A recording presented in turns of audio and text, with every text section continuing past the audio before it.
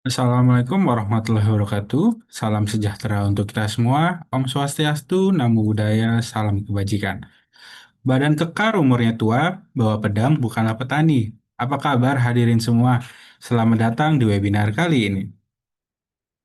Gasi, The Payroll Service Specialist, penyelenggara jasa penggajian sangat berterima kasih pada Bapak Ibu yang berkenan hadirin webinar kami pada hari ini. Melayani 124 klien terkemuka di Indonesia, Gasi memiliki repositori pengetahuan yang ingin kami bagi melalui Gasi webinar yang kami rencanakan akan kami lakukan secara berkala. Dan topik terpilih di webinar kami kali ini adalah isu yang selalu jadi topik pembicaraan di komunitas penggajian, yaitu penggajian karyawan ekspatriat, apakah sudah patuh atau masih bingung. Telah hadir bersama kami, Niki dan Samsi selaku speaker dan juga saya Rizky dan Rosda selaku moderator. Dan bersama kita akan kupas tuntas materi hari ini. Sebelum pembahasan perdana saya ajukan kepada speaker, mohon Bapak dan Ibu berkenan izinkan kami rampungkan penjelasan lebih dahulu sebelum kemudian kami buka sesi tanya jawab. Namun demikian, mohon Bapak dan Ibu sudah dapat segera mulai menuliskan pertanyaan Bapak Ibu ke kolom chat sejak bahkan saat ini. Dan di sesi tanya jawab, kami akan memilih pertanyaan yang terbanyak ditanyakan untuk kami dahulukan jawab. Namun apabila terdapat pertanyaan yang tidak sempat kami kupas di sesi hari ini, dengan senang hati akan kami jawab di kesempatan one-on-one session yang waktunya bisa kita sepakati bersama. Jadi silahkan Bapak dan Ibu, tuliskan pertanyaan di kolom chat. Lebih banyak pertanyaan akan lebih mudah bagi kami memahami penjelasan yang paling Bapak dan Ibu butuhkan. Kami mohon izin ingatkan juga bahwa kami akan memberikan sertifikat kehadiran bagi Bapak atau Ibu yang menghadiri webinar kami sekurang-kurangnya 1 jam. Jadi kami berharap Bapak dan Ibu berkenan untuk terus mengikuti webinar kami hingga akhir. Bapak dan Ibu peserta webinar yang saya hormati, pada kesempatan kali ini kita akan membahas penggunaan tenaga kerja asing di Indonesia, khususnya dalam kaitannya dengan hak-hak ekspatriat, perpajakan ekspatriat, dokumen yang harus disiapkan untuk mendukung payroll di Indonesia. Baik, Bapak dan Ibu, pembahasan perdana akan dengan Saudara Samsi. Halo Samsi. Halo Rizky. Baik Samsi, untuk permulaan, bisa dijelaskan mengenai latar belakang penggunaan TKA di Indonesia, Samsi? Silahkan Samsi. Ya, baik Bapak dan Ibu, selamat siang. Untuk permulaan, mari kita lihat bersama terkait dengan latar belakang untuk penggunaan tenaga kerja asing di Indonesia. Berdasarkan ketentuan yang berlaku di Indonesia, setiap pemberi kerja ini wajib untuk mengutamakan penggunaan tenaga kerja Indonesia atau tenaga kerja lokal untuk mengisi semua jenis jabatan yang tersedia. Tentu tujuannya tidak lain tidak bukan adalah untuk memaksimalkan pemberdayaan tenaga kerja lokal dalam persaingan dunia kerja. Namun Bapak dan Ibu, dalam beberapa kondisi tertentu, ada pula jabatan yang belum dapat diduduki oleh tenaga kerja Indonesia. Nah, dalam hal ini, perusahaan dapat merekrut tenaga kerja asing, namun tetap memperhatikan kondisi pasar kerja dalam negeri. Tentunya harus diperhatikan juga terkait dengan prosedur dan juga ketentuannya. Nah, dalam hal ini pemerintah juga sudah membuatkan regulasi untuk penggunaan tenaga kerja asing. Salah satunya yaitu Peraturan Pemerintah Nomor 34 Tahun 2021. Seperti itu Bapak dan Ibu. Baik, terima kasih Samsi. Baik Bapak dan Ibu, berikut latar belakang mengenai penggunaan tenaga kerja asing. Boleh untuk menggunakan tenaga kerja asing, tapi perlu digarisbawahi bahwa setiap pemberi kerja wajib untuk mengutamakan penggunaan tenaga kerja Indonesia atau TKI di semua jenis jabatan yang tersedia terlebih dahulu. Baik, pada pembahasan selanjutnya, apakah ada regulasi lain yang mengatur spesifik mengenai hak-hak ekspatriat di Indonesia, Samsi? Silahkan, Samsi. Ya. Untuk regulasi lainnya, tentu saja pemerintah dalam hal ini sudah mengeluarkan beberapa peraturan yang terkait dengan hak ekspatriat dan juga penggunaan tenaga kerja asing. Salah satunya adalah Undang-Undang Nomor 11 Tahun 2020 tentang Cipta Kerja. Undang-undang ini bertujuan untuk mempermudah dan juga untuk menyederhanakan proses, termasuk dalam penggunaan tenaga kerja asing. Selain itu juga terdapat peraturan pemerintah nomor 34 tahun 2021. Ini juga mengatur lebih lanjut mengenai penggunaan TKA atau tenaga kerja asing. Yang selanjutnya yaitu peraturan Menteri Keuangan nomor 168 tahun 2023, di mana peraturan ini mengatur tentang pemotongan pajak penghasilan. Tentunya ini termasuk peraturan yang penting ya Bapak dan Ibu, mengingat bahwa penghasilan yang diterima oleh tenaga kerja asing ini juga harus memenuhi kewajiban perpajakan yang berlaku di Indonesia. Nah, yang terakhir yaitu Peraturan Menteri Ketenagakerjaan Nomor 8 Tahun 2021. Peraturan ini mengatur lebih lanjut mengenai tata cara penggunaan tenaga kerja asing atau rencana penggunaan tenaga kerja asing. Kemudian peraturan ini juga memberikan pedoman bagi perusahaan dalam mempekerjakan tenaga kerja asingnya, mulai dari pengajuan, penggunaan tenaga kerja asing hingga pelaporan. Seperti itu. Baik, Bapak dan Ibu, setelah kita memahami peraturan terkait hak-hak tenaga kerja asing dan pengelolaan tenaga kerja asing, kini kita akan membahas lebih lanjut mengenai apa yang dimaksud dengan tenaga kerja asing atau ekspatriat, serta kriteria yang harus dipenuhi untuk seseorang dapat dikategorikan sebagai TKA. Penjelasan rinci mengenai definisi dan kriteria akan dijelaskan pada pembahasan selanjutnya. Samsi, bisa tolong dijelaskan terkait definisi tenaga kerja asing atau ekspatriat terlebih dahulu, Samsi. Silahkan, Samsi. Ya. Bapak dan Ibu, untuk definisi ekspatriat ini adalah tentunya adalah warga negara asing yang memegang visa dengan tujuannya untuk bekerja di wilayah Indonesia. Dalam hal ini, ekspatriat juga merujuk pada tenaga kerja asing yang telah disahkan dan juga telah diberi izin untuk bekerja di Indonesia sesuai dengan peraturan yang berlaku. Jadi Bapak dan Ibu, untuk ekspatriat di Indonesia memerlukan pemenuhan beberapa persyaratan administrasi dan juga legal yang harus dipatuhi oleh perusahaan dan juga tenaga kerja itu sendiri. Sebagai contoh, untuk ekspatriat harus memiliki visa kerja yang sah dan juga harus mengikuti prosedur yang telah ditetapkan oleh pemerintah Indonesia. Seperti itu Bapak dan Ibu. Baik, Samsi. Bapak dan Ibu, dengan kita mengetahui pengertian dari TKA, TKA adalah warga negara asing yang bertujuan untuk bekerja di wilayah Indonesia, tentunya dengan mengikuti regulasi yang ada, dan persyaratan dan kriteria yang harus dipenuhi, kita bisa lebih memahami lagi bagaimana proses tenaga kerja asing dapat bekerja di Indonesia. Baik, selanjutnya bisa dijelaskan mengenai keahlian tertentu yang harusnya dimiliki oleh TKA yang bekerja di Indonesia, Samsi. Tentu, keahlian ini sangat penting untuk TKA dapat memenuhi kriteria yang ditetapkan oleh pemerintah dan bisa memiliki kontribusi yang sesuai dengan kebutuhan tenaga kerja di Indonesia. Silahkan, Samsi. Baik. Ya, selanjutnya Bapak dan Ibu, kita akan membahas terkait dengan keahlian tertentu yang harus dimiliki oleh tenaga kerja asing yang bekerja di Indonesia. Tentunya untuk tenaga kerja asing yang dipekerjakan di Indonesia ini harus memenuhi persyaratan tertentu, seperti menduduki posisi yang telah ditetapkan oleh Kementerian Ketenagakerjaan.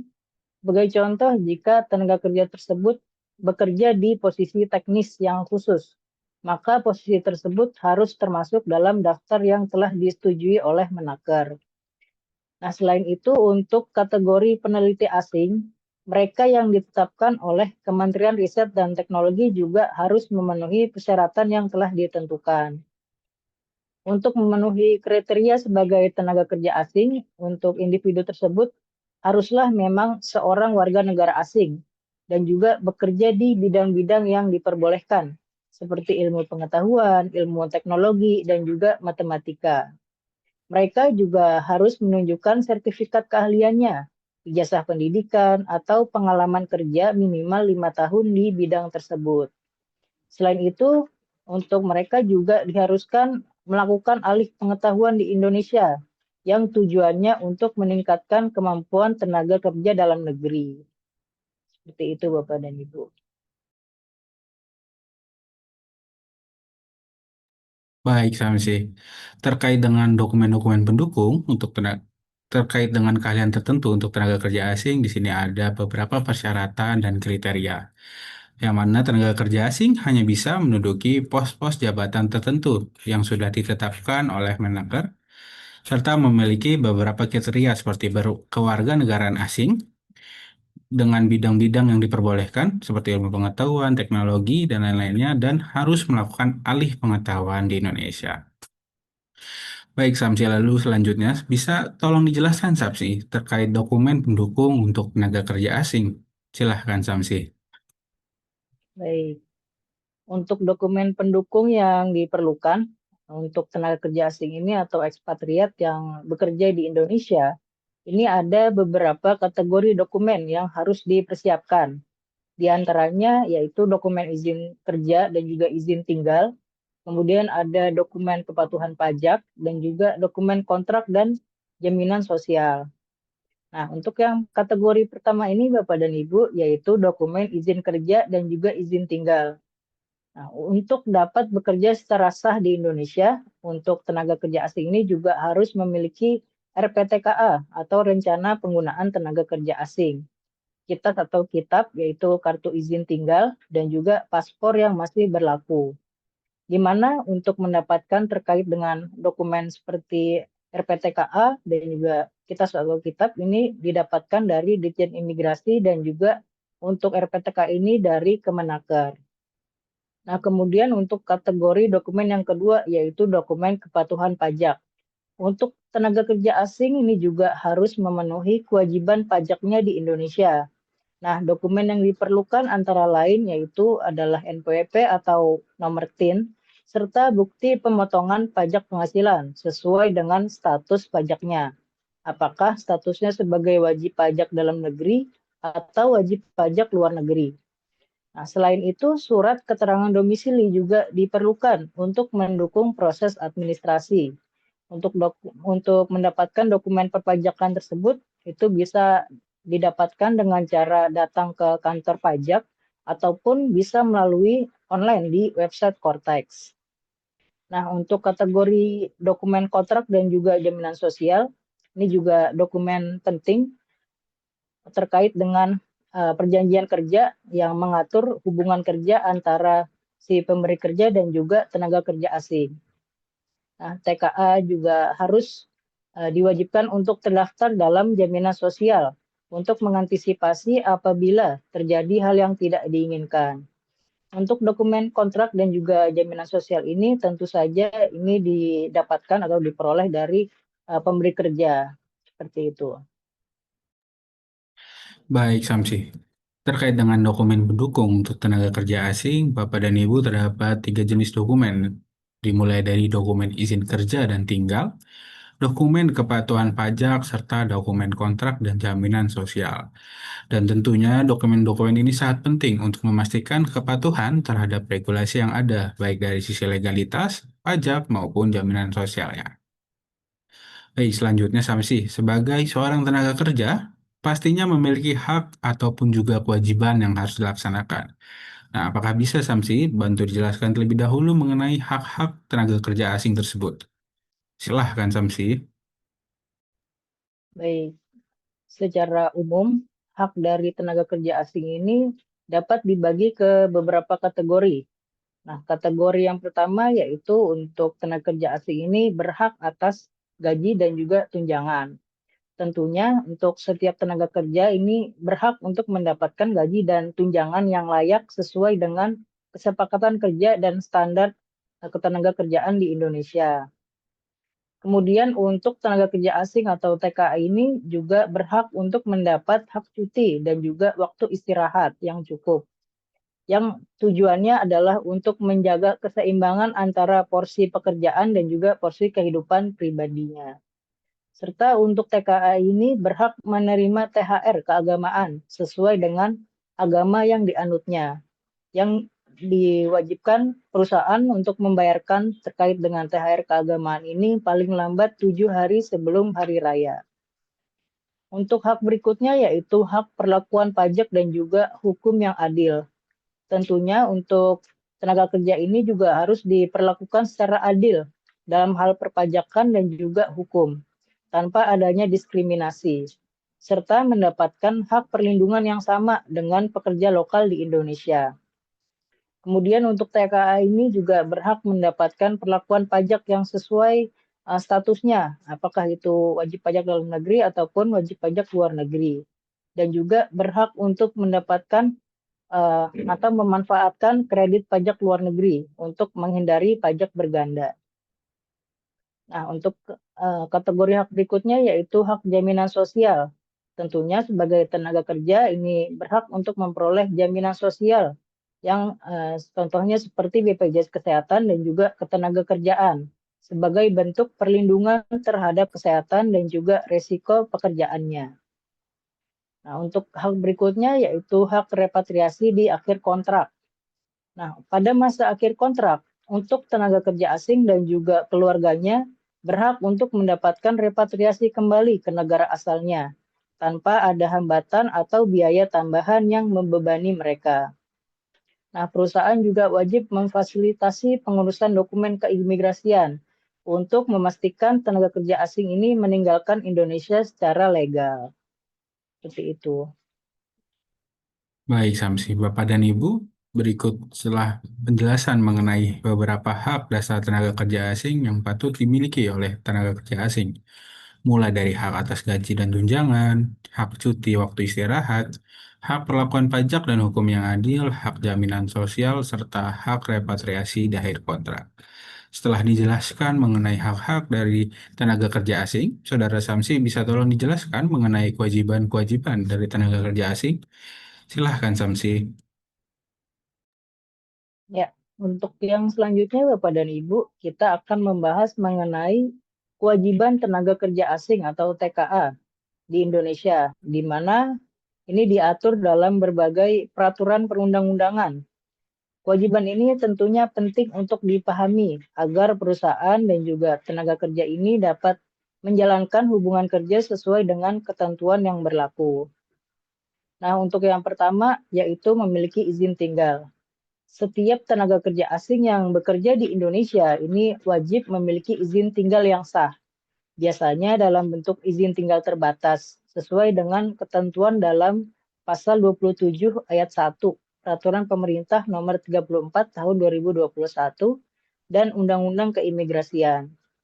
Tanpa adanya izin tinggal yang sah, status hukum untuk tenaga kerja asing ini akan bermasalah yang tentunya beresiko bagi kedua belah pihak, baik dari perusahaan ataupun dari tenaga kerja asing itu sendiri. Nah, kemudian yaitu bekerja sesuai dengan jabatan dan juga lokasi yang telah ditentukan.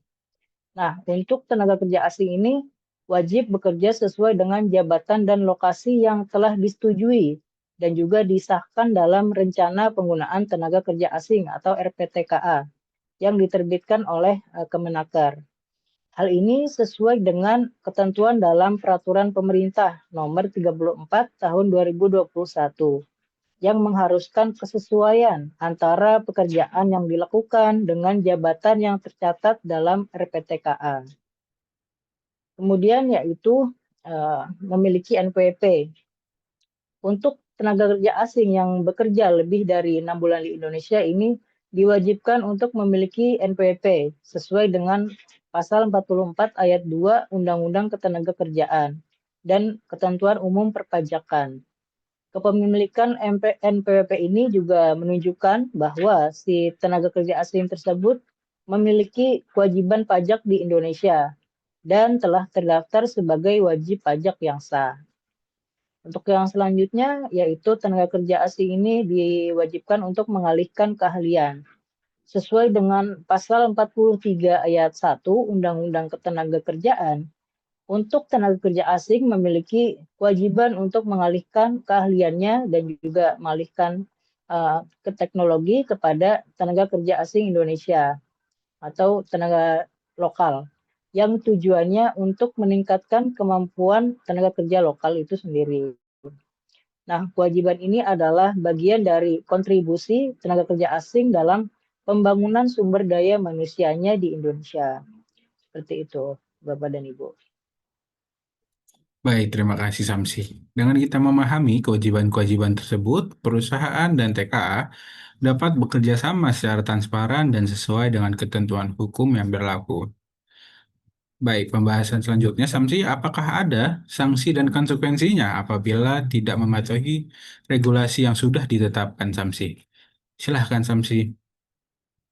Baik, untuk sanksi yang akan dikenakan apabila tidak mematuhi regulasi, ini yang pertama yaitu terkait dengan tidak memiliki RPTKA.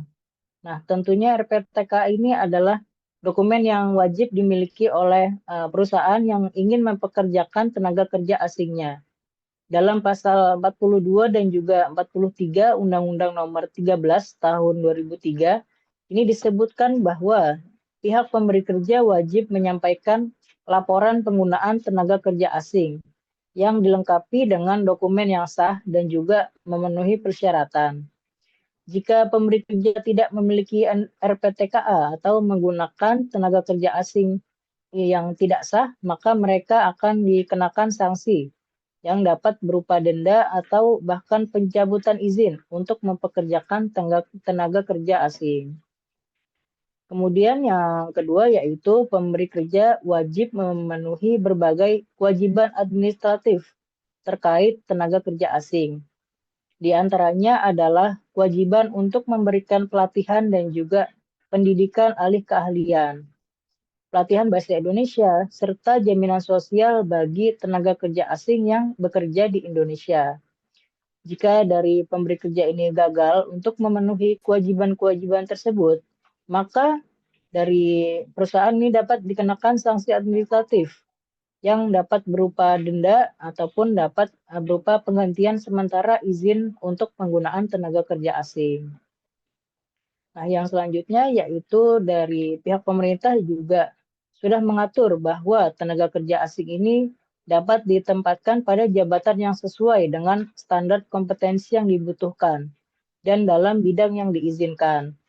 Namun jika dari pemberi kerja ini menempatkan tenaga kerja asingnya pada jabatan yang tidak sesuai dengan ketentuan atau tidak memenuhi standar kompetensi yang telah ditetapkan, maka dari perusahaan ini akan dikenakan sanksi administratif yang cukup berat, termasuk denda dan juga pencabutan izin penggunaan tenaga kerja asing.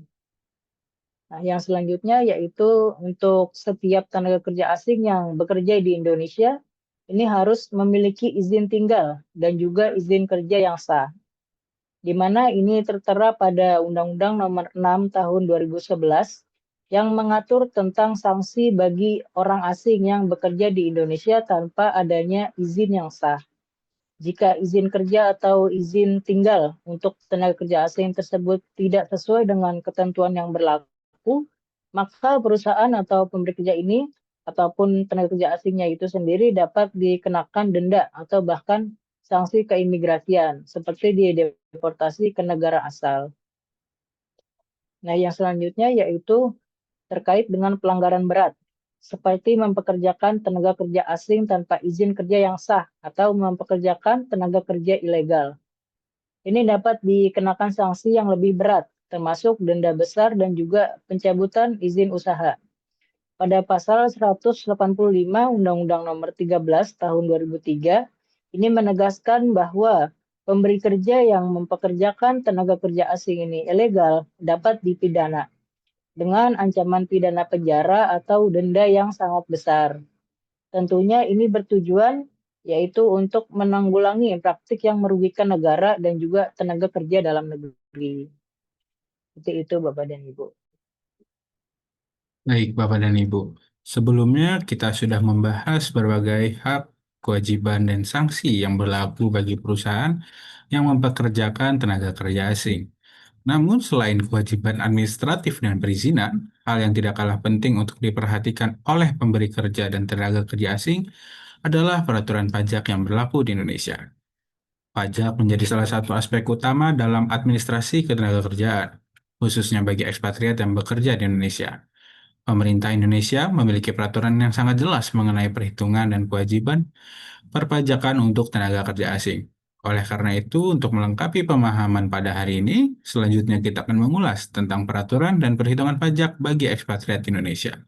Dan pembahasan ini saya akan berbicara dengan speaker Niki. Halo Niki. Selamat siang, Rizky. Ya, Niki bisa disebutkan mengenai landasan peraturan dan cara perhitungan pajak tenaga kerja asing atau ekspatriat, Niki? Silahkan, Niki. Baik, terima kasih, Rizky.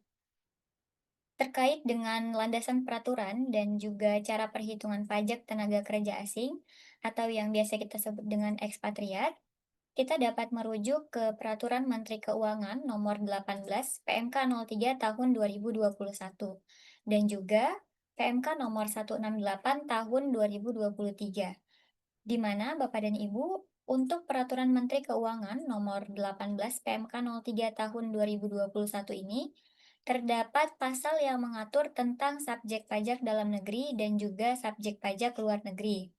Kemudian, peraturan ini memberikan dasar hukum yang jelas mengenai siapa yang dianggap sebagai subjek pajak di Indonesia, serta bagaimana perhitungan pajak dilakukan untuk ekspatriat, baik yang bekerja sebagai subjek pajak dalam negeri maupun subjek pajak luar negeri. Jadi, Bapak dan Ibu, penting bagi kita semua untuk dapat memahami perbedaan antara kedua subjek pajak ini. Mengapa? Karena hal ini nantinya akan mempengaruhi kewajiban perpajakan ekspatriat di Indonesia, sehingga kita bisa lebih tepat dalam menentukan tarif pajak dan juga kewajiban pelaporan pajak sesuai dengan ketentuan yang berlaku. Demikian Bapak dan Ibu. Baik, Niki. Bapak dan Ibu, untuk landasan peraturan ataupun cara perhitungan pajak tenaga kerja asing, kita bisa merujuk bersama-sama ke PMK nomor 18, PMK 3 2021, dan juga PMK nomor 168 di tahun 2023. Baik, Niki. Setelah membahas tentang peraturan yang mengatur subjek pajak dalam negeri serta subjek pajak luar negeri, dalam konteks ini bisa dijelaskan lebih detail terkait definisi ataupun syarat mengenai subjek pajak orang pribadi dari kedua kategori tersebut, Niki. Silahkan, Niki. Baik, Bapak dan Ibu, berdasarkan Peraturan Menteri Keuangan Nomor 18 PMK 03 Tahun 2021, ada beberapa kriteria atau persyaratan subjek pajak dalam negeri dan juga subjek pajak luar negeri. Di sini saya akan menjelaskan terlebih dahulu untuk kriteria subjek pajak dalam negeri. Yang pertama, merujuk kepada pasal 2 ayat 1 PMK 18 tahun 2021, orang pribadi yang menjadi subjek pajak dalam negeri mencakup orang pribadi warga negara Indonesia maupun warga negara asing yang bertempat tinggal di Indonesia.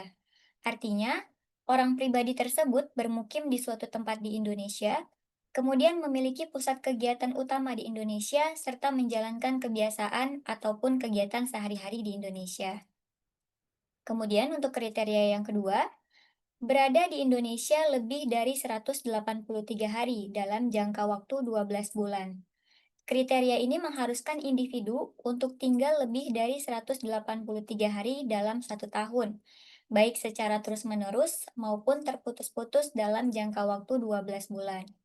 Dalam hal ini, Bapak dan Ibu, untuk ekspatriat yang tinggal lebih dari 183 hari akan dianggap sebagai subjek pajak dalam negeri dan wajib membayar pajak atas seluruh penghasilan yang diperoleh baik dari dalam maupun di luar Indonesia.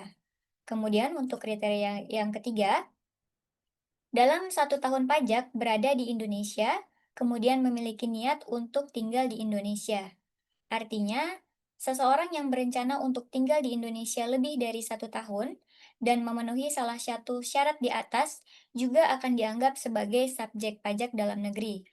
Hal ini dapat dibuktikan dengan dokumen berupa kartu izin tinggal tetap atau kitab, kemudian VITAS, ITAS, dan juga kontrak perjanjian kerja. Selanjutnya, untuk subjek pajak luar negeri berdasarkan Peraturan Menteri Keuangan Nomor 18 PMK 03 Tahun 2021 adalah orang pribadi yang tidak bertempat tinggal di Indonesia, kemudian warga negara asing yang berada di Indonesia tidak lebih dari 183 hari dalam jangka waktu 12 bulan, dan jika warga negara asing berada di Indonesia untuk jangka waktu kurang dari 183 hari dalam 1 tahun, maka beliau akan dianggap sebagai subjek pajak luar negeri dan hanya akan dikenakan pajak atas penghasilan yang diperoleh dari sumber di Indonesia. Kemudian untuk yang ketiga, warga negara Indonesia yang berada di luar Indonesia lebih dari 183 hari dalam jangka waktu 12 bulan. Untuk warga negara Indonesia yang tinggal di luar Indonesia lebih dari 183 hari dalam 1 tahun, maka akan dianggap sebagai subjek pajak luar negeri dan hanya akan dikenakan pajak atas penghasilan yang diperoleh dari Indonesia. Demikian Bapak dan Ibu. Baik, Niki. Bapak dan Ibu mengenai definisi subjek pajak sudah diatur di PMK nomor 18 PMK 3021. Dan ada beberapa kriteria yang membedakan dari subjek pajak dalam negeri ataupun subjek pajak luar negeri, yaitu mengenai di mana subjek pajak tersebut tinggal, apakah bertempat tinggal di Indonesia atau tidak bertempat tinggal di Indonesia, serta lama waktu tinggal di Indonesia, apakah sudah lebih atau belum dari 183 hari dalam jangka waktu 12 bulan. Baik, Bapak dan Ibu, sebelum kami melanjutkan kembali, mohon izin mengingatkan bahwa Bapak dan Ibu sudah dapat menuliskan pertanyaan di kolom chat sejak bahkan saat ini. Dan sesi tanya jawab nanti kami akan pilih pertanyaan yang terbanyak ditanyakan untuk kami dahulukan jawab. Jadi silahkan Bapak dan Ibu tuliskan pertanyaan di kolom chat karena lebih banyak pertanyaan akan jadi lebih mudah bagi kami memahami penjelasan yang paling Bapak dan Ibu butuhkan. Baik, Niki. Setelah kita membahas prosedur, baik, Niki, bisa tolong dibantu dijelaskan mengenai tata cara permohonan pengenaan pajak penghasilan bagi tenaga kerja asing yang hanya atas penghasilan yang diperoleh atau diterima dari Indonesia. Silahkan, Niki. Baik. Selanjutnya, Bapak dan Ibu, terkait dengan tenaga kerja asing yang kemudian memilih untuk dikenai pajak penghasilan atas penghasilan yang diterima atau diperoleh dari Indonesia, maka tenaga kerja asing tersebut harus mengajukan permohonan sesuai dengan lampiran 3 pada PMK 18 tahun 2021, baik secara elektronik melalui saluran tertentu yang mana telah ditetapkan oleh Direktur Jenderal Pajak. Kemudian, dalam hal saluran tertentu tersebut belum tersedia, maka permohonan dapat diajukan secara tertulis, yaitu secara langsung, atau dapat melalui pos, jasa ekspedisi, ataupun jasa kurir dengan bukti pengiriman surat ke KPP tempat wajib pajak terdaftar. Kemudian, atas pengajuan permohonan, selanjutnya Kepala KPP atas nama Direktur Jenderal Pajak akan menerbitkan surat persetujuan atas permohonan pengenaan PPh hanya atas penghasilan yang diterima atau diperoleh dari Indonesia, apabila memang persyaratan tersebut telah terpenuhi.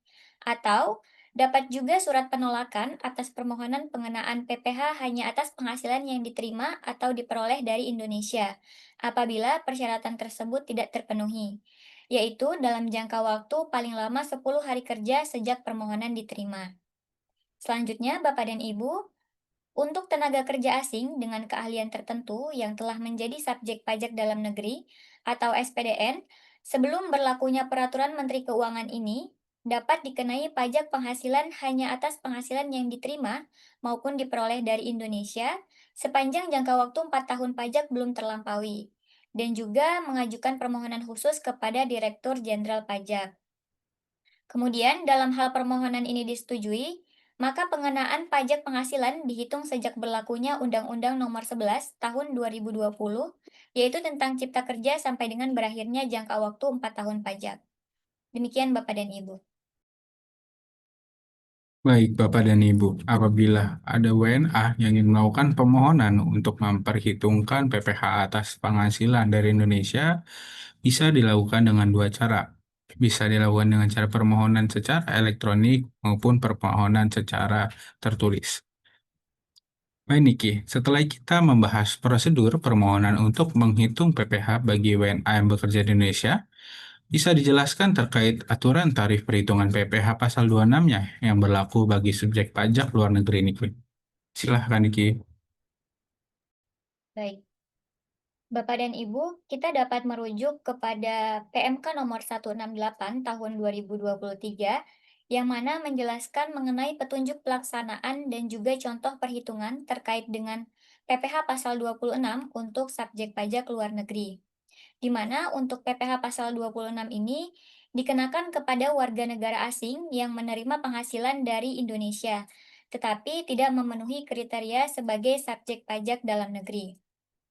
Untuk yang pertama, dasar pengenaan PPh pasal 26 adalah dari jumlah penghasilan bruto yang diterima oleh warga negara asing yang bersangkutan. Artinya, pajak akan dihitung berdasarkan seluruh penghasilan yang diterima tanpa pengurangan biaya ataupun potongan lainnya. Kemudian yang selanjutnya berdasarkan PMK 168 tahun 2023, terkait dengan tarif pajak yang dikenakan atas penghasilan yang diterima oleh subjek pajak luar negeri adalah sebesar 20% dan juga bersifat final. Artinya, penghasilan tersebut akan dikenakan pajak tetap yaitu sebesar 20% dan tidak ada pengurangan lebih lanjut untuk biaya-biaya lainnya. Lalu yang terakhir, selain pajak penghasilan pasal 26 ini yaitu sebesar 20% dari penghasilan bruto, terdapat pula tarif pajak sesuai ketentuan Perjanjian Penghindaran Pajak Berganda atau yang biasa kita sebut dengan P3B. Bagi warga negara asing yang berasal dari negara yang memiliki Perjanjian Penghindaran Pajak Berganda ataupun P3B dengan Indonesia, maka tarif PPh pasal 26 yang dikenakan bisa saja menjadi lebih rendah, tergantung pada ketentuan yang tercantum dalam perjanjian tersebut.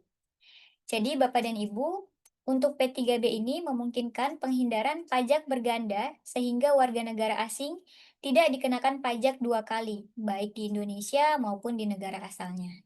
Demikian Bapak dan Ibu. Baik Niki, sesuai dengan PMK 168 tahun 2023 yang mengatur mengenai perhitungan PPh pasal 26, yang mana untuk subjek pajak luar negeri ini dasar pengenaan PPh-nya adalah jumlah penghasilan bruto yang akan dikenakan tarif sebesar 20% dan bersifat final, serta ada fasilitas yang bisa digunakan seperti fasilitas P3P. Dan setelah kita membahas hal tersebut, ada aspek penting juga yang perlu kita bahas lebih lanjut, yaitu mengenai P3B. Persetujuan penghindaran pajak berganda. Bisa dijelaskan, Niki, apa itu definisi P3B, manfaat dari P3B, serta syarat-syarat yang diperlukan oleh WNA untuk dapat memperoleh manfaat tersebut? Silahkan, Niki. Baik, selanjutnya Bapak dan Ibu terkait dengan definisi dari Perjanjian Penghindaran Pajak Berganda atau P3B ini adalah perjanjian antara pemerintah Indonesia dengan negara mitra untuk menghindari pengenaan pajak berganda atas penghasilan yang diperoleh oleh orang pribadi yang beroperasi di kedua negara tersebut. Kemudian, untuk P3B ini berlaku untuk negara-negara yang telah menandatangani perjanjian dengan Indonesia untuk menghindari pengenaan pajak berganda. Hal ini memastikan bahwa ekspatriat atau tenaga kerja asing tidak akan dikenakan pajak dua kali atas penghasilan yang diterima baik di negara asal maupun di Indonesia. Selanjutnya, untuk manfaat dari P3B sendiri adalah wajib pajak luar negeri akan mendapatkan fasilitas berupa tarif pajak yang lebih rendah daripada tarif pajak sebagaimana yang sudah diatur dalam Undang-Undang Pajak Penghasilan atau pengecualian dari pengenaan pajak di negara sumber. Artinya, Bapak dan Ibu, penghasilan yang diterima dari sumber negara mitra yang memiliki P3B dengan Indonesia mungkin tidak dikenakan pajak di negara tersebut atau akan dikenakan pajak dengan tarif yang lebih rendah, sehingga mengurangi total pajak yang harus dibayarkan. Demikian Bapak dan Ibu.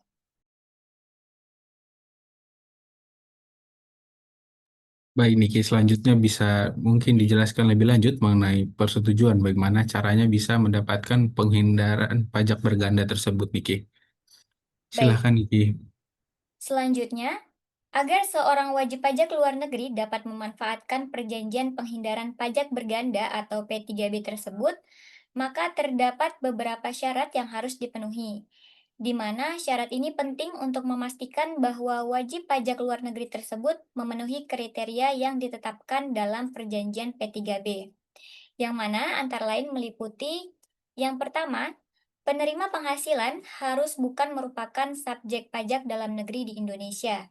Dengan kata lain, wajib pajak luar negeri yang memenuhi syarat ini tidak termasuk dalam kategori wajib pajak Indonesia. sehingga mereka dapat memanfaatkan fasilitas pajak dari P3B. Kemudian, wajib pajak luar negeri merupakan subjek pajak di negara mitra. Artinya, penerima penghasilan yang ingin memanfaatkan P3B harus merupakan individu ataupun badan yang terdaftar sebagai subjek pajak di negara mitra Indonesia, yang kemudian memiliki perjanjian P3B.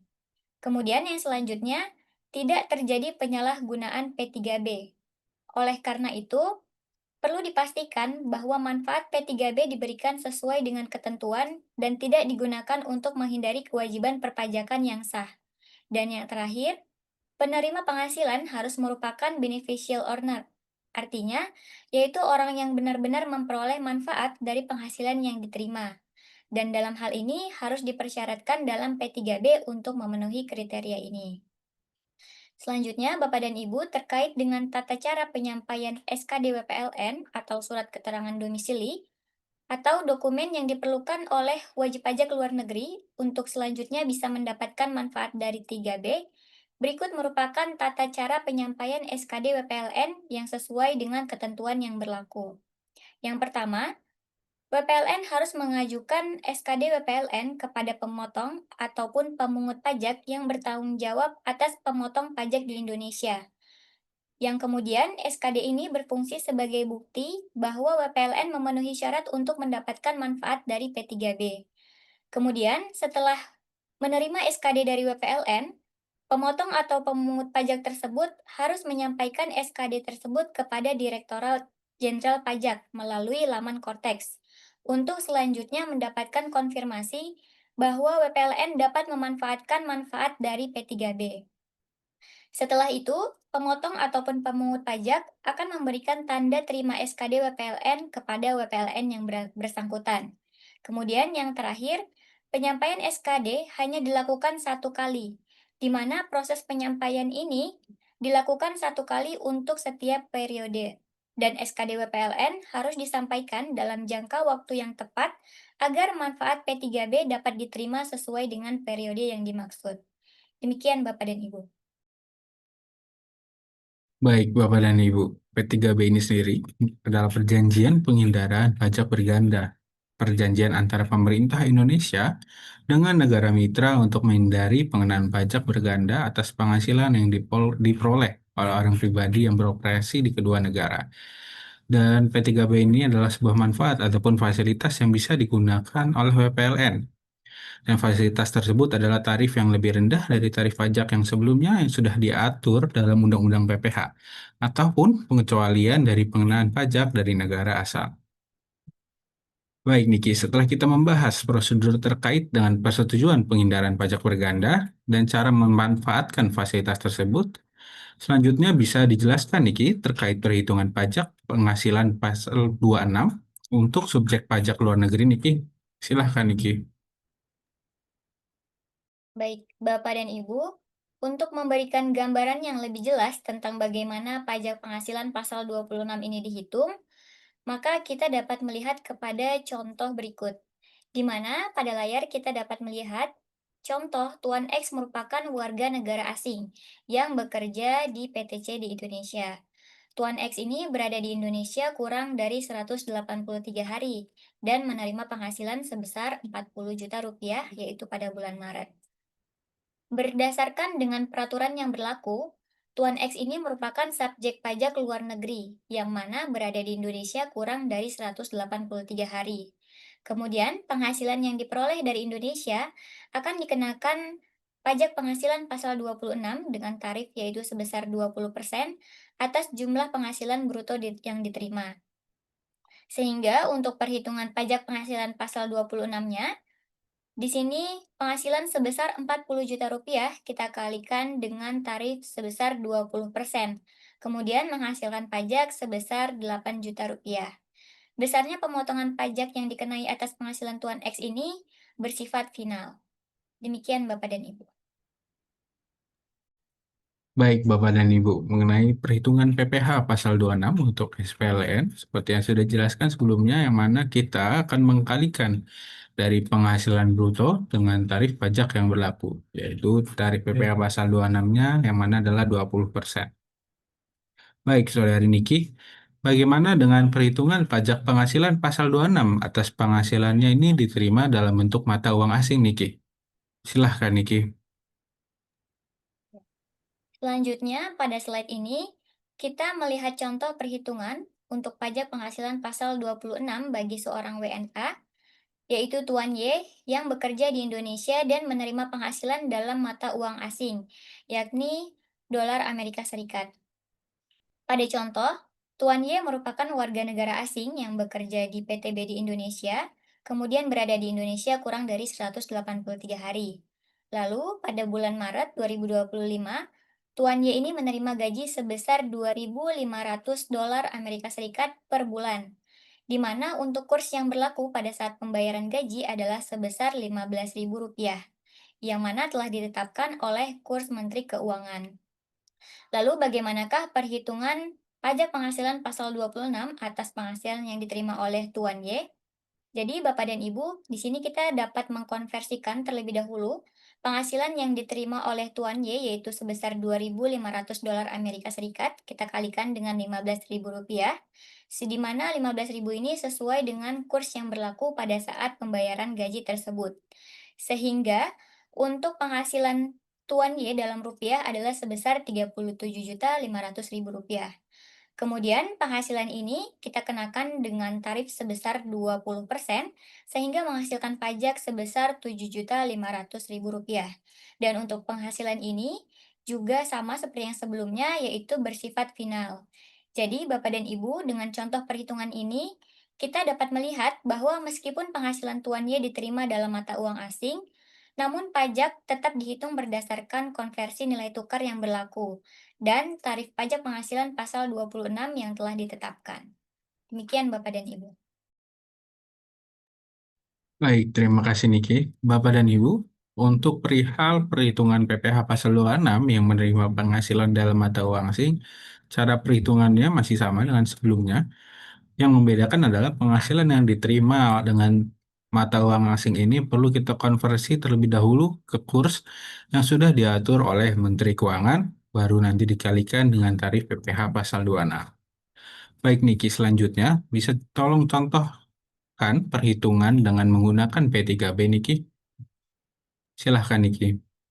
Baik.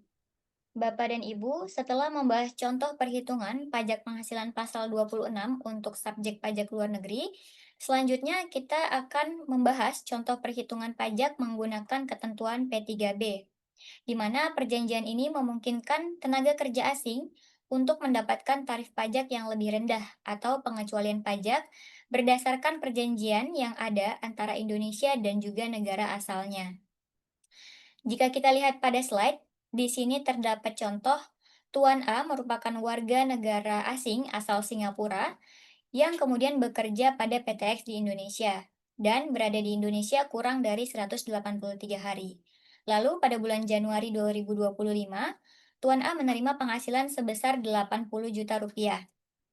Berdasarkan Perjanjian Penghindaran Pajak Berganda atau P3B, yaitu antara Indonesia dan juga Singapura, untuk tarif pajak yang dikenakan pada penghasilan Tuan A adalah sebesar 10%, sesuai dengan ketentuan dalam Perjanjian P3B. Lalu Bapak dan Ibu, dengan menggunakan tarif yang lebih rendah melalui ketentuan P3B tersebut, pajak yang harus dibayar oleh Tuan A dapat kita hitung dengan cara penghasilan sebesar 80 juta rupiah kita kalikan dengan tarif sebesar 10%. Sehingga untuk pajak atas penghasilan Tuan A di sini adalah sebesar 8 juta rupiah. Lalu, Bapak dan Ibu, dengan menggunakan P3B ini, ekspatriat ataupun tenaga kerja asing yang berasal dari negara mitra dapat membayar pajak dengan tarif yang lebih rendah, yang tentunya akan mengurangi beban pajak mereka selama mereka bekerja di Indonesia. Demikian Bapak dan Ibu. Baik, Niki.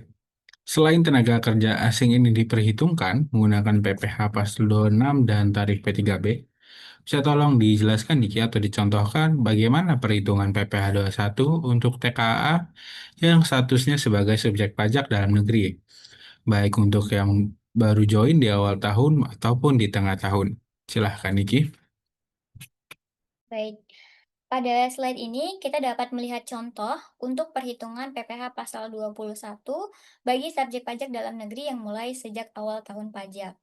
Pada contoh ini, Tuan Z merupakan warga negara asing yang bekerja di PTA dan sudah berada di Indonesia lebih dari 183 hari, sehingga status pajaknya adalah residen TK0. Kemudian, pada bulan Januari, Tuan Z menerima gaji sebesar 50 juta rupiah. Dikarenakan Tuan Z sudah berstatus sebagai subjek pajak dalam negeri, maka perhitungan pajak penghasilan dilakukan sejak awal tahun pajak, yaitu dengan tarif efektif bulanan atau TER sesuai dengan ketentuan yang berlaku. Kemudian, untuk besarnya pemotongan pajak atas penghasilan ataupun gaji yang diterima oleh Tuan Z ini adalah dengan cara mengkalikan penghasilan sebesar 50 juta rupiah, kita kalikan dengan tarif sebesar 18%. Sehingga untuk pajak penghasilan yang diperoleh atas penghasilan Tuan Z adalah sebesar 9 juta rupiah. Selanjutnya, untuk, pembahasan perhitungan PPh pasal 21 atas subjek pajak dalam negeri yang mulai sejak pertengahan tahun pajak, di sini terdapat contoh Tuan Z merupakan warga negara asing yang bekerja di PTA, kemudian berada di Indonesia lebih dari 183 hari, sehingga status pajaknya adalah residen ataupun subjek pajak dalam negeri dengan status yaitu TK0. Lalu, pada bulan Oktober, Tuan Z ini menerima gaji sebesar 50 juta rupiah, maka besarnya pemotongan pajak penghasilan pasal 21 atas penghasilan Tuan Z dihitung dengan cara mengkalikan penghasilan bruto dengan tarif efektif rata-rata atau TER sesuai dengan tabel ketentuan untuk pegawai tetap. Dalam contoh ini, kita dapat mengkalikan penghasilan sebesar 50 juta rupiah dikalikan dengan tarif 18%, sehingga pajak atas penghasilan Tuan Z yaitu sebesar 9 juta rupiah. Lalu bagaimanakah perhitungan PPh pasal 21-nya untuk bulan Desember 2025? Untuk perhitungannya di sini dilakukan secara kumulatif, yaitu dari bulan Oktober hingga bulan Desember. Di mana untuk Tuan Z sendiri telah bekerja selama 3 bulan, yaitu sejak bulan Oktober sampai dengan bulan Desember, dengan gaji bulanan sebesar 50 juta rupiah. Sehingga untuk total penghasilan brutonya selama periode tersebut adalah sebesar 150 juta rupiah. Selanjutnya, Bapak dan Ibu, terdapat pengurang yaitu berupa biaya jabatan sebesar 5% dari penghasilan bruto, yang mana di sini terdapat batas maksimum yaitu sebesar Rp500.000 per bulan. Dan karena perhitungannya untuk 3 bulan, maka total biaya jabatan yang dapat dikurangi adalah sebesar Rp1.500.000. Lalu, Bapak dan Ibu, setelah kita kurangi dengan biaya jabatan, kita akan memperoleh penghasilan neto sebesar Rp148.500.000. Kemudian, penghasilan ini kita kalikan dengan 12, lalu kita bagikan dengan 3 untuk disetahunkan, sehingga diperoleh penghasilan neto setahun sebesar Rp594 juta.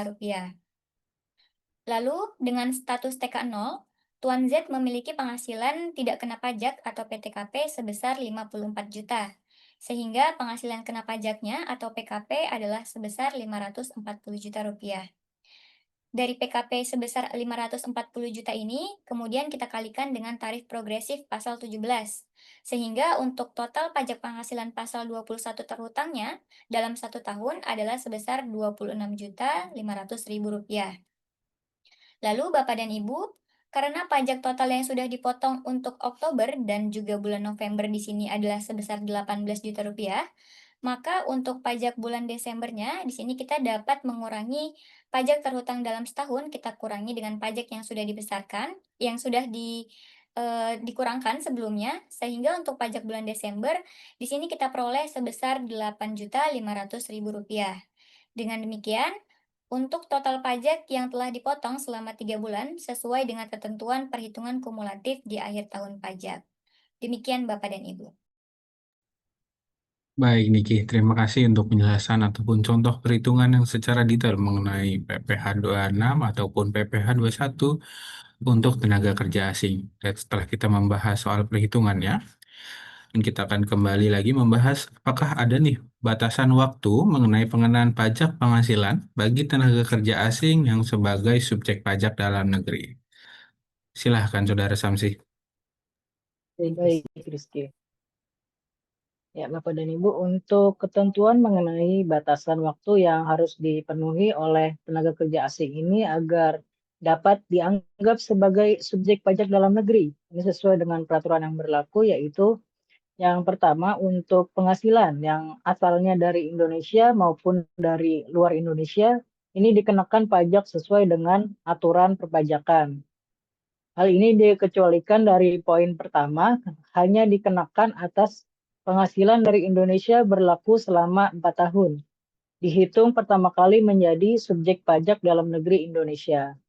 Artinya, Bapak dan Ibu, setelah 4 tahun pertama, penghasilan yang diperoleh dari seluruh dunia akan dikenakan pajaknya di Indonesia.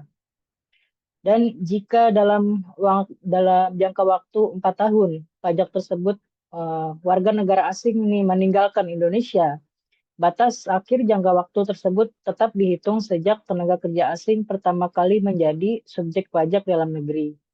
Artinya meskipun ia meninggalkan Indonesia, namun status pajaknya akan tetap dihitung berdasarkan jangka waktu yang telah dijalani. Dan ia juga tetap harus melaporkan dan membayar pajak sesuai dengan ketentuan yang berlaku selama bekerja di Indonesia. Seperti itu Bapak dan Ibu.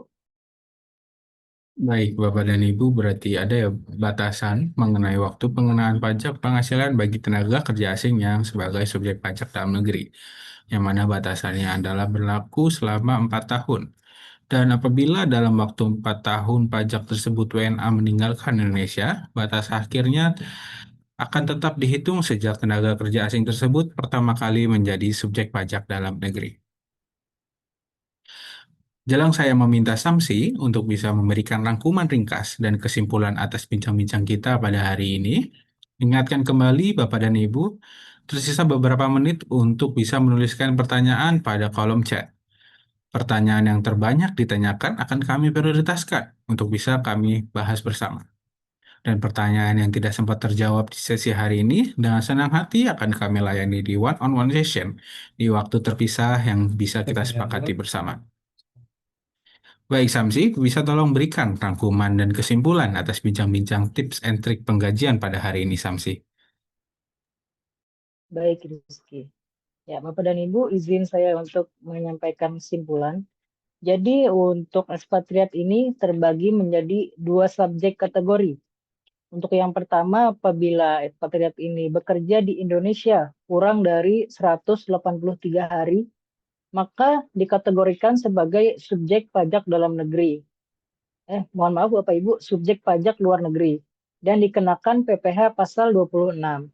Namun, jika ekspatriat ini bekerja lebih dari 183 hari atau kurang, namun memiliki niat untuk bertempat tinggal di Indonesia, maka dikategorikan sebagai subjek pajak dalam negeri dan dikenakan PPh pasal 21. Dan kemudian untuk ekspatriat ini juga berhak menerima hak yang sama dengan pekerja lokal lainnya, termasuk gaji dan jaminan sosial. Serta untuk ekspatriat ini diwajibkan untuk adanya dokumen RPTKA dari Kementerian Ketenagakerjaan. Yang selanjutnya yaitu ekspatriat juga wajib untuk memenuhi kewajiban administratif sebagai bentuk kepatuhan terhadap peraturan perundang-undangan yang berlaku. Dan juga mengenai pengaturan atau penggunaan tenaga kerja asing ini diatur dalam Undang-Undang Dasar dan juga peraturan turunannya yang menegaskan bahwa Indonesia dapat menerima tenaga kerja asing dengan tetap mengutamakan tenaga kerja lokal. Dan untuk perbedaan perhitungan antara PPh pasal 21 dan juga PPh pasal 26 ini dapat dilihat dari status subjek pajaknya. Apakah subjek pajak dalam negeri ataupun subjek pajak luar negeri. Dan untuk pajak penghindaran berganda atau P3B ini dapat dilakukan oleh ekspatriat dengan memenuhi persyaratan dan ketentuan yang berlaku. Jadi seperti itu Bapak dan Ibu. Baik, Samsi, terima kasih atas kesimpulan mengenai bincang-bincang tips and trik pada hari ini. Mohon izin mengingatkan untuk Bapak dan Ibu bahwa kami akan memberikan sertifikat kehadiran bagi Bapak dan Ibu yang sudah mengikuti webinar hari ini sekurang-kurangnya 1 jam dan juga sertifikat kehadiran ini bagi Bapak dan Ibu yang sudah mengikuti Gasi Payroll dan HR Connect. Bagi Bapak dan Ibu yang belum mengikuti Gasi Payroll dan HR Connect, Bapak dan Ibu bisa mengklik link yang kami bagikan pada kolom chatroom atau yang terlihat pada layar Zoom Bapak dan Ibu. Dan izinkan kami juga mengundang Bapak dan Ibu untuk mengikuti webinar kami selanjutnya yang kami rencanakan pada tanggal 3 Desember 2025. Lalu Bapak dan Ibu bisa juga mengikuti produk demo dari kami yang kami jadwalkan pada setiap hari Senin pukul 3 sore sampai dengan 4 sore. Dan Bapak Ibu bisa mendaftarkan diri melalui link yang kami bagikan pada kolom chat atau yang terlihat pada layar Zoom Bapak dan Ibu. Selanjutnya, apabila Bapak dan Ibu memiliki pertanyaan lebih lanjut mengenai produk kami, Bapak dan Ibu bisa menghubungi melalui kontak info yang kami bagikan pada kolom chat room dan yang terlihat pada layar Zoom. Baik, Bapak dan Ibu, sekarang kita memasuki sesi tanya dan jawab. Rosda selaku moderator pada sesi ini akan membacakan pertanyaan yang terpilih untuk lalu kita bahas bersama. Silahkan Rosda. Baik Rizky, terima kasih. Baik Bapak dan Ibu, saya akan bacakan pertanyaan terpilih yang Bapak atau Ibu sudah ajukan pada kolom chatroom dan akan kita bahas bersama. Nah, pertanyaan yang pertama dari Ibu Bianca, apa yang dimaksud dengan rencana penggunaan tenaga kerja asing atau RPTKA? Silakan teman-teman. Ya, izin untuk menjawab pertanyaan dari Ibu Bianca. Untuk RPTKA atau Rencana Penggunaan Tenaga Kerja Asing ini merupakan dokumen yang wajib dimiliki oleh perusahaan di Indonesia ketika ingin mempekerjakan tenaga kerja asing. Nah, secara sederhana Bapak dan Ibu, untuk RPTKA ini merupakan izin awal yang diberikan oleh pemerintah kepada perusahaan atau pemberi kerja untuk dapat menggunakan tenaga kerja asing dengan jabatan tertentu dan dalam jangka waktu tertentu yang disahkan oleh Kementerian Ketenagakerjaan. Seperti itu, Rosda. Terima kasih Samsi. Jadi Ibu Bianca, untuk rencana penggunaan tenaga kerja asing atau RPTK ini diberikan oleh pemerintah kepada perusahaan atau pemberi kerja untuk dapat menggunakan tenaga kerja asing sesuai jabatan tertentu dan juga dalam jangka waktu tertentu. Baik, pertanyaan selanjutnya yaitu dari Bapak Abdul Bukhari, yaitu pertanyaannya, apa perbedaan mendasar antara dokumen KITAS atau izin tinggal dan dokumen dari RPTKA atau pengesahan izin bekerja bagi seorang ekspatriat di Indonesia? Silakan teman-teman.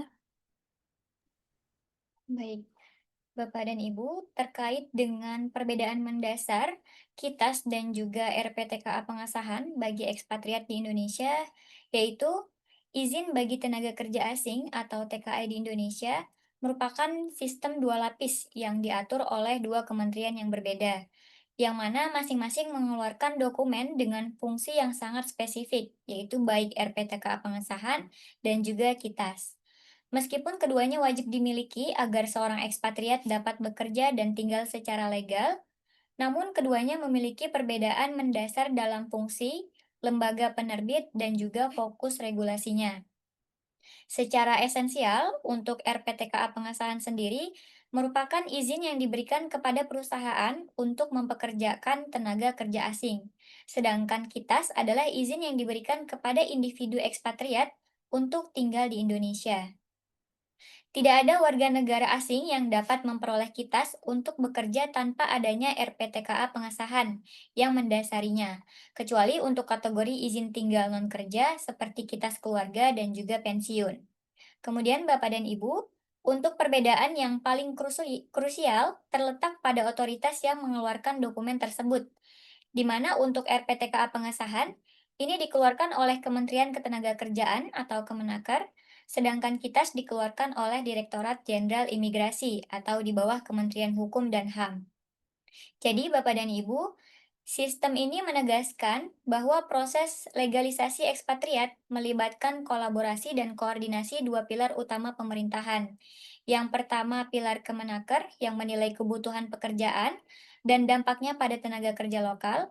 Sementara untuk yang lainnya atau imigrasi menilai kelayakan individu warga negara asing untuk tinggal di wilayah negara Indonesia. Demikian Bapak dan Ibu.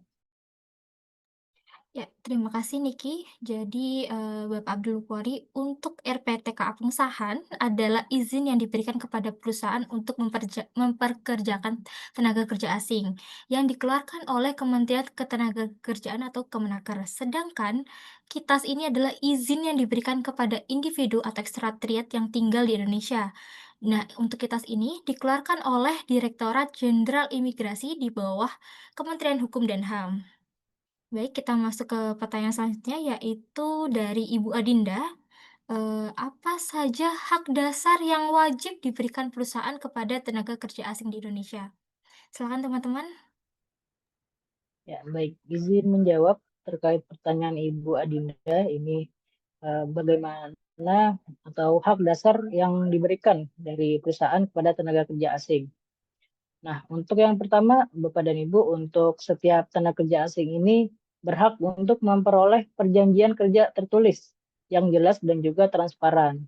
Tentunya dokumen ini bukan hanya dasar hubungan kerja, tetapi juga berfungsi sebagai perlindungan hukum bagi kedua belah pihak. Kontrak kerja juga harus memuat jabatan, jangka waktu, besaran gaji, tunjangan, serta ketentuan perpajakan dan hak repatriasi.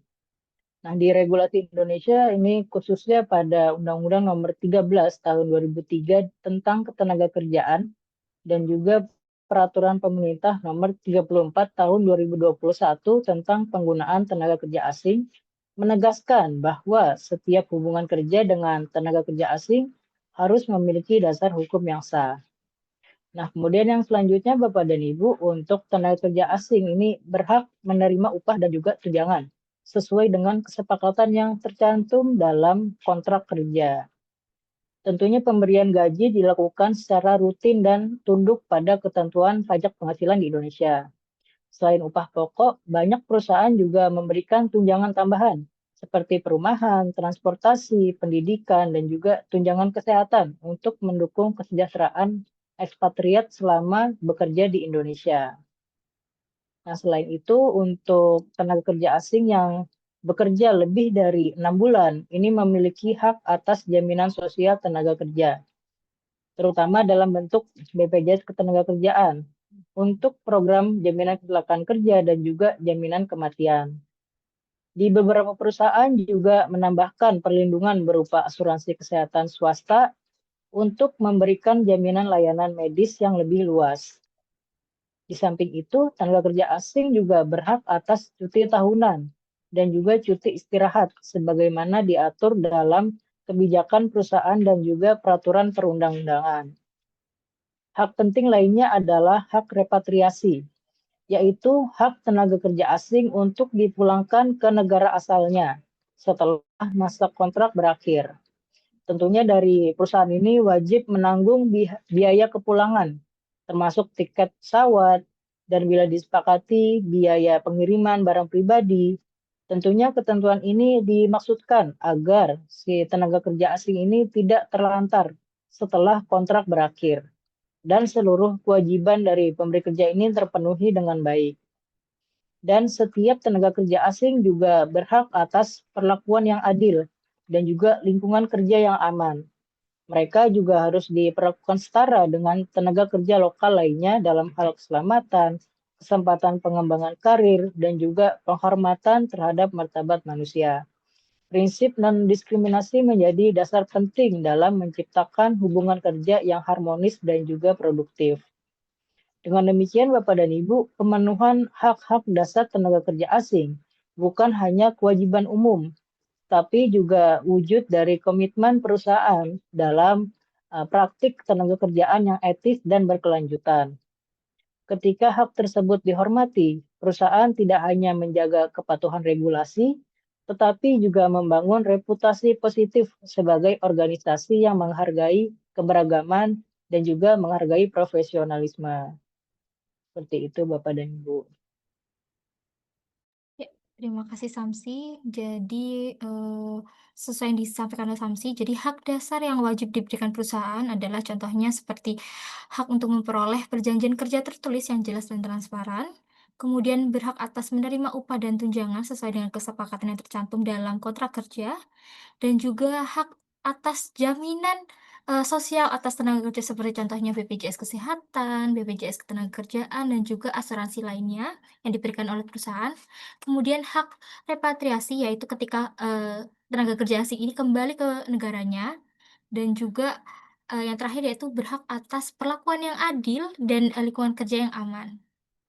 Baik, kita masuk ke pertanyaan selanjutnya yaitu dari Bapak Oli. Jadi, apakah setiap pemberi kerja wajib menunjuk tenaga kerja pendamping? Silakan teman-teman. Baik, untuk pertanyaan dari Bapak Oli, pada prinsipnya setiap pemberi kerja tenaga kerja asing atau TKA ini wajib menunjuk tenaga kerja Indonesia sebagai tenaga kerja pendamping, kecuali untuk jabatan tertentu atau kategori tenaga kerja asing tertentu yang dikecualikan dari peraturan. Kewajiban ini kemudian bertujuan agar terjadi alih pengetahuan dan alih keterampilan dari tenaga kerja asing kepada tenaga kerja lokal.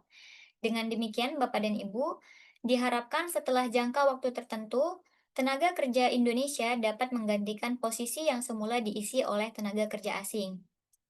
Kemudian, untuk pemberi kerja, tidak wajib menunjuk tenaga kerja pendamping dalam kondisi tertentu. Yang pertama, tenaga kerja asing menduduki jabatan direksi atau komisaris. Kemudian yang kedua, tenaga kerja asing bekerja pada pekerjaan yang bersifat sementara, misalnya pekerjaan darurat atau instalasi dengan durasi di bawah 6 bulan. Dan yang terakhir, tenaga kerja asing bekerja di sektor tertentu yang memang dikecualikan oleh peraturan atau perjanjian antar negara. Seperti itu Bapak dan Ibu.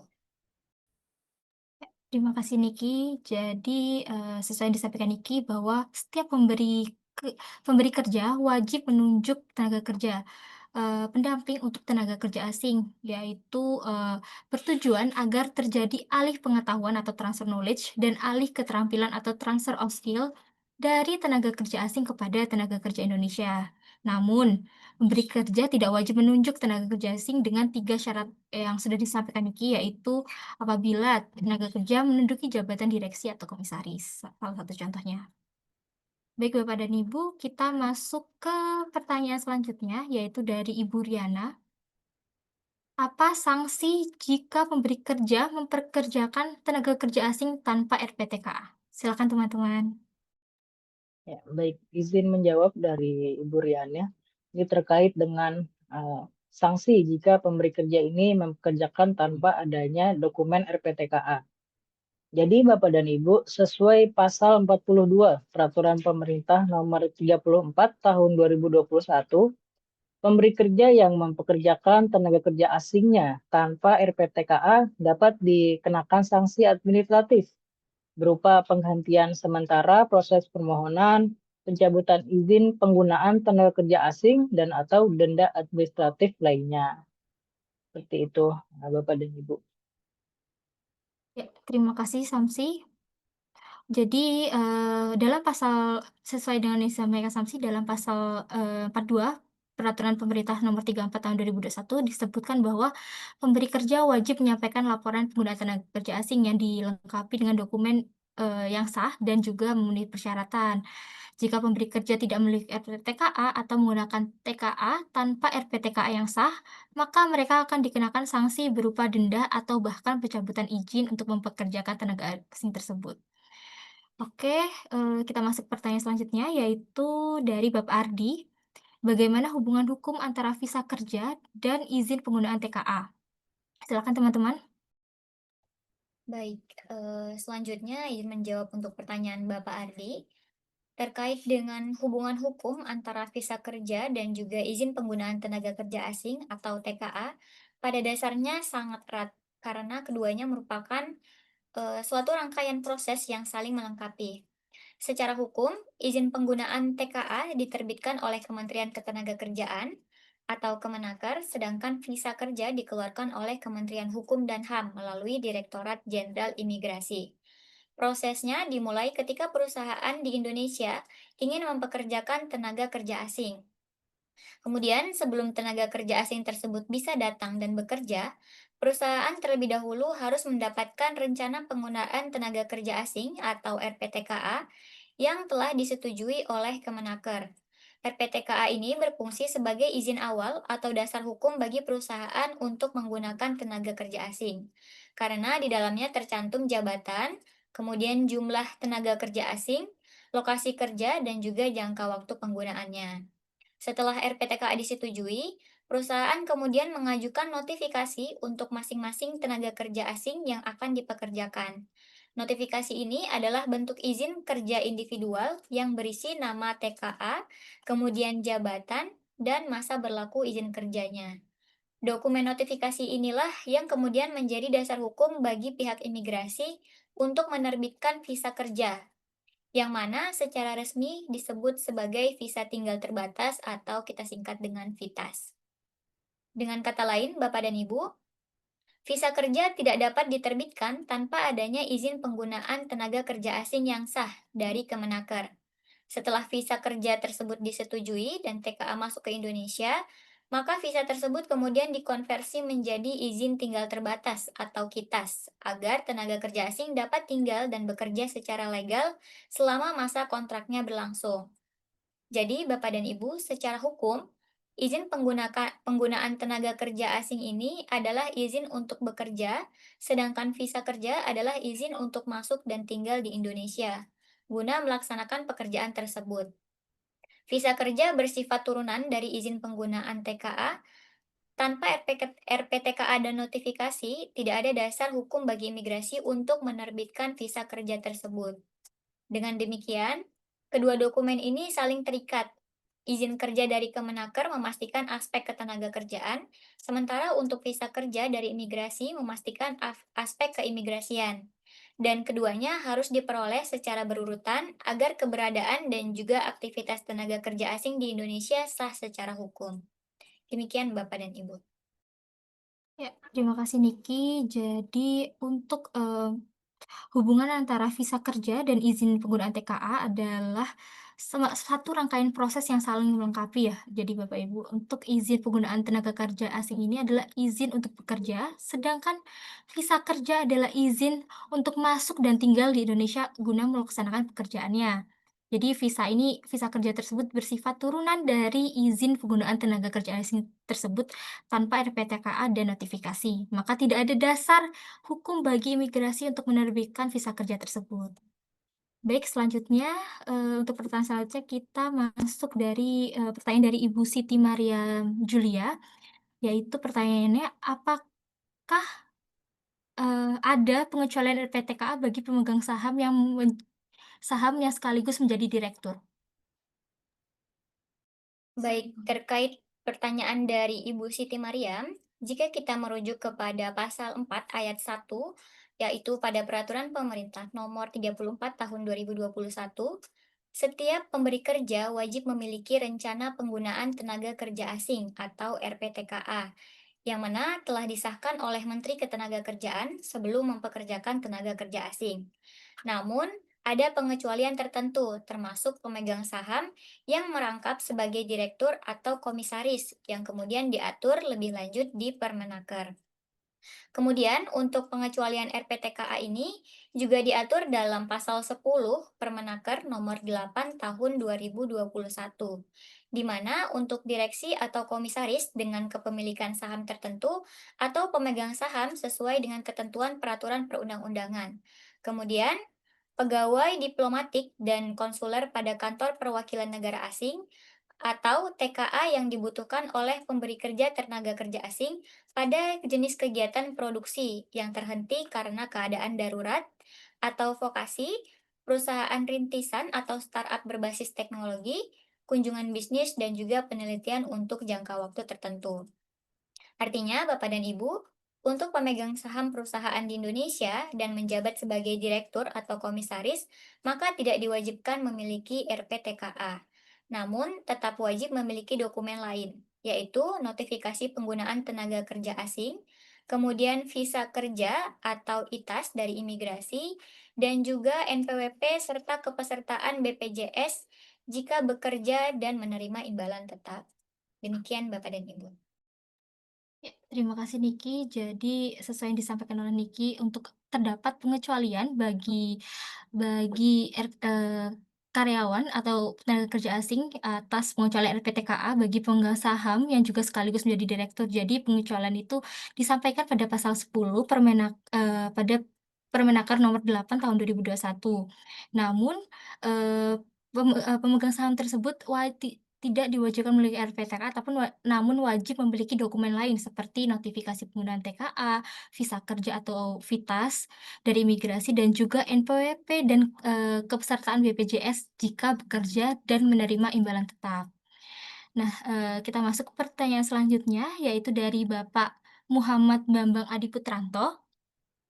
Siang Tim Gasi, bertanya untuk P3B, apakah boleh diinformasikan negara yang bekerja sama dengan Indonesia untuk menerapkan hal ini? Terima kasih. Silakan teman-teman.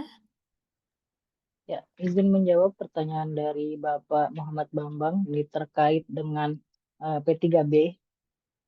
Jadi Bapak dan Ibu apabila ingin melihat daftar negara yang bekerja sama dengan Indonesia, ini Bapak dan Ibu bisa melihat di website pajak www.pajak.go.id dengan kata kunci tax treaty rates untuk melihat kurang lebih ada 63 negara yang sudah bekerja sama dengan Indonesia.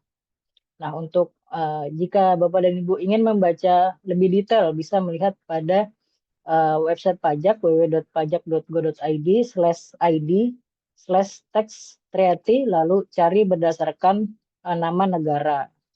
Seperti itu Bapak dan Ibu. Terima kasih Samsi atas jawabannya. Jadi sesuai yang disampaikan oleh Samsi tadi, jadi Bapak Ibu jika ingin mengetahui negara mana yang bekerja sama dengan Indonesia, dapat dilihat pada website pajak www.pajak.go.id dengan kata kunci tax treaty rates untuk melihat daftar 63 negara yang bekerja sama dengan Indonesia. Baik, kita lanjut ke pertanyaan selanjutnya, yaitu dari Bapak Ridho. Jadi, apakah penghasilan yang dibayar di luar negeri, tapi, terkait pekerjaan di Indonesia tetap dikenai pajak di Indonesia? Silakan teman-teman. Ya, izin menjawab pertanyaan Bapak Ridho terkait dengan penghasilan yang dibayar di luar negeri tetapi masih berkaitan di Indonesia. Nah, Bapak dan Ibu, untuk penghasilan yang dibayarnya di luar negeri tetapi masih berkaitan dengan pekerjaan yang dilakukan di Indonesia, ini tetap dikenai pajaknya di Indonesia. Berdasarkan pasal 3 ayat 1 pada PMK 168 2023, ini menyebutkan bahwa semua penghasilan yang berasal dari pekerjaan di Indonesia tetap dikenakan pajak, walaupun dibayarkan dari luar negeri.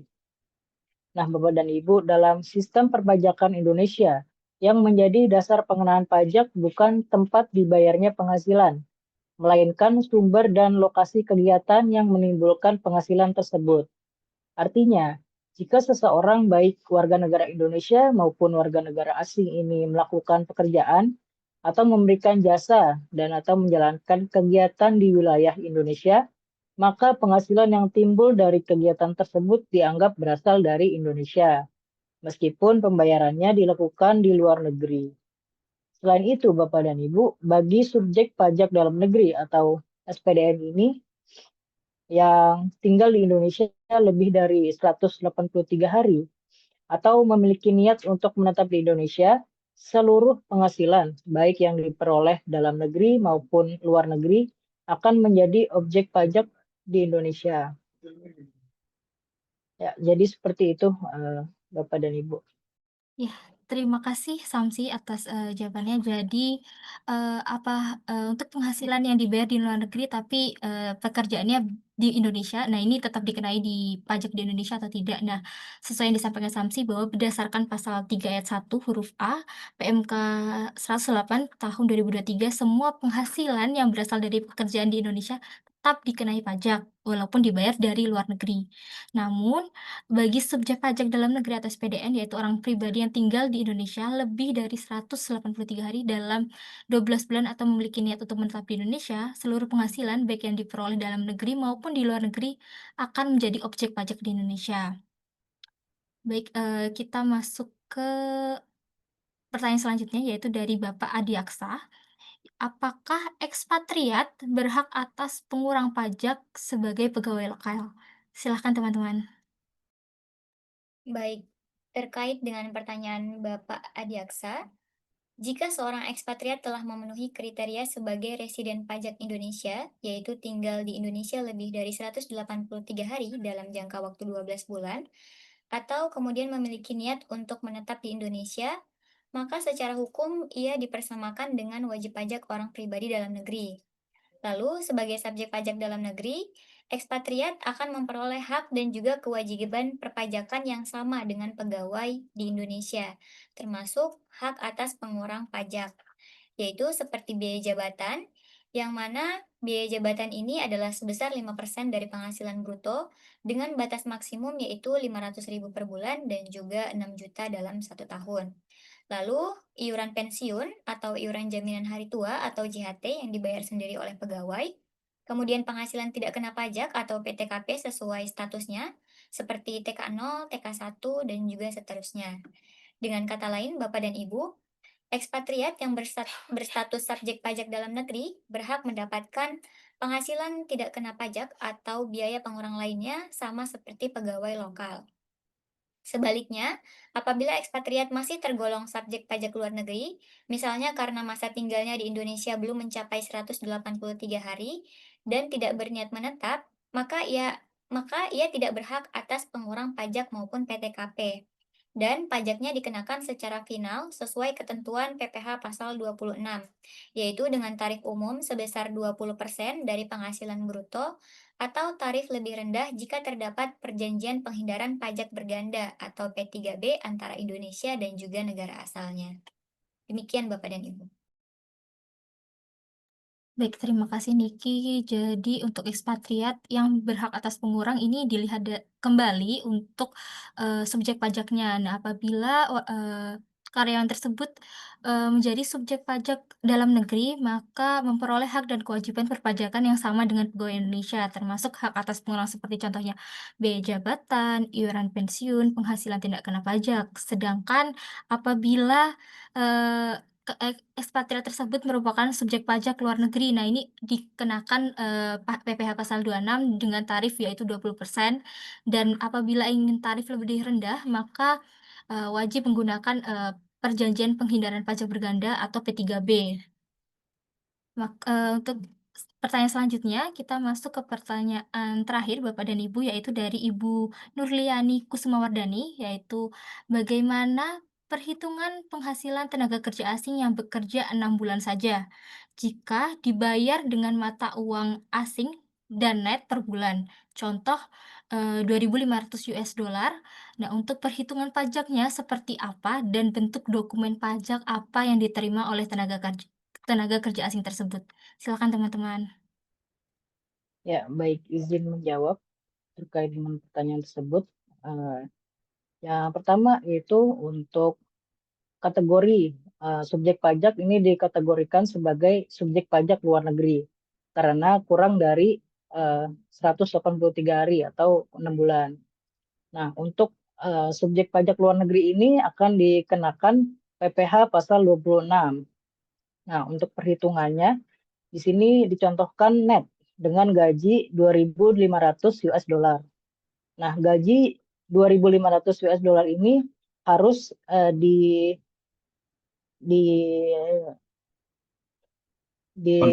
menjadi rupiah terlebih dahulu. Maka dari itu dikalikan dengan kurs KMK yang berlaku. Nah, sebagai contoh untuk 2.500 US dollar dikalikan dengan kurs KMK, di sini kurs KMK yaitu 16.630. Maka di penghasilan dalam rupiah yaitu 41.575.000 rupiah. Dan nantinya akan dikalikan dengan tarif PPh pasal 26. Nah, karena di sini sifatnya adalah net, maka dari pajak tersebut akan menjadi tunjangan pajak. Nah, kemudian untuk dokumen perpajakan yang akan diterima oleh tenaga kerja asing ini, karena di sini adalah subjek pajak luar negeri atau PPh pasal 26, maka bukti potongnya yaitu bukti potong PPh pasal 26. Namun jika ada P3B atau penghindaran pajak berganda, maka tarifnya bisa saja lebih rendah daripada perhitungan yang awal. Seperti itu, semoga menjawab Bapak dan Ibu. Ya, terima kasih Samsi. Jadi sesuai yang disampaikan oleh Samsi, untuk perhitungan dengan mata uang asing dan net per bulan, jadi kan Bapak Ibu contohnya mendapatkan 2.500 US dollar. Nah, ini dikalikan dengan kurs KMK yang berlaku pada saat bulan tersebut, kemudian didapatkan dasar pengenaan pajaknya. Nah, ketika dihitungkan dengan dasar pengenaan tersebut, terus dikalikan dengan tarif PPh pasal 26 karena merupakan subjek pajak luar negeri yaitu 20%.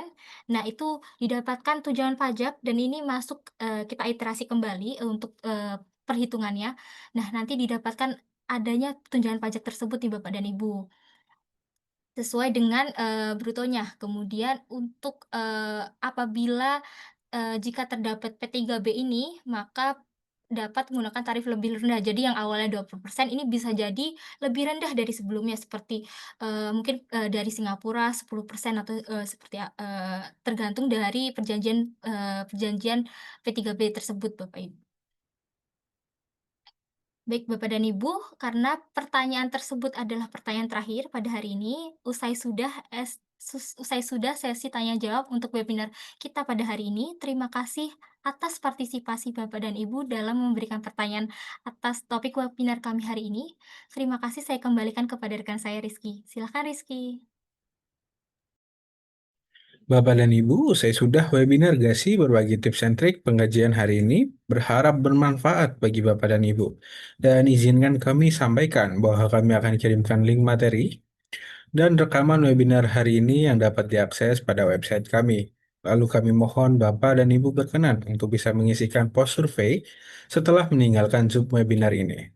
Terutama untuk kami lalu jadi paham bagaimana kami bisa selenggarakan webinar yang lebih baik. Karena memang kami berencana untuk bisa menjalankan webinar Gasi berbagi pengetahuan penggajian secara berkala.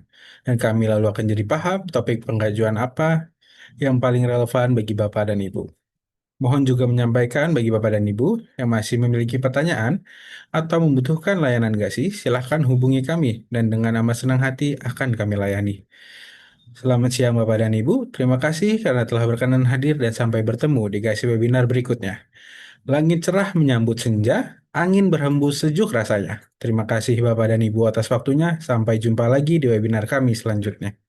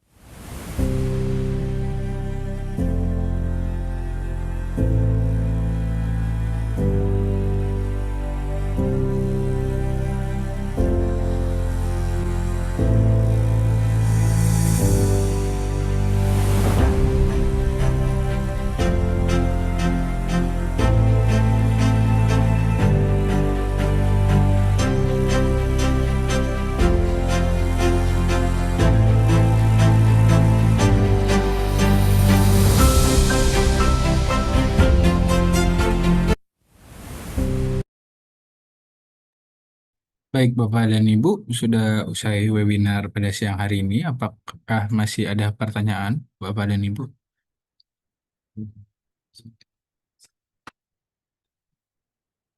Baik, jika tidak ada, izin kami untuk mensudahi webinar pada siang hari ini, Bapak dan Ibu. Terima